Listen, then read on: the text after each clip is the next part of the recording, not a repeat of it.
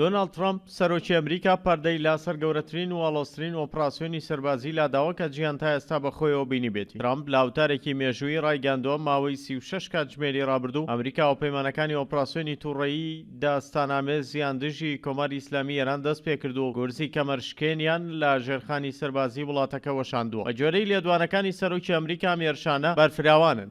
سەدان ئامانجی استراتیژی پێکراوە لەوانە بنکەکانی سوپای پاسداران، سیستمە بەرگری ئاسمانیەکان، نۆ کەشتی جەنگی، تەنانەت تەلاری سەرەکی هێزی دەریایی ئێران. بەڵام هەواڵە هەرە گەورەکەی ڕاگەاندنی مردنی عەلی خامنەیی ڕابەری باڵای ئێران بوو. ترامپ با پیاوێکی چەپەڵ ناوی بردووتی دەستی ئەو پیاوە بە خوێنی هەزاران ئەمریکی و وڵاتی بێتاوان سوور بوو. ئێستاش دەنگی خۆشی و ئاهەنگگەڕانی خەڵکی ئێران لە شەقامەکانە بینسرێت.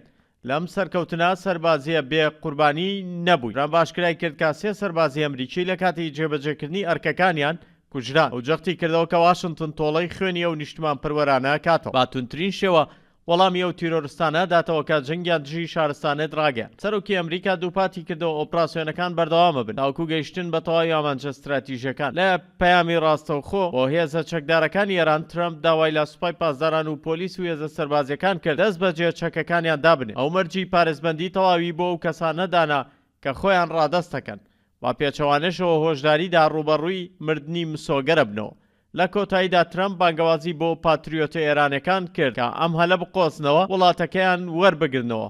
با بەڵێنیدا کە ئەمریکا تا کۆتایی لەگەڵ خواستەکانیان دەبێ بۆ بەدەستێنانی ئازادی. جیهان ئێستا بەدڵاڕاوکیەوە چاوەڕێی لێکەوتەکانی ئەم ڕووداوە مێژوویەکە کاکرێت تەواوی نەخشەی سیاسی ڕۆژهەڵاتی ناوەڕاست بگۆڕێ.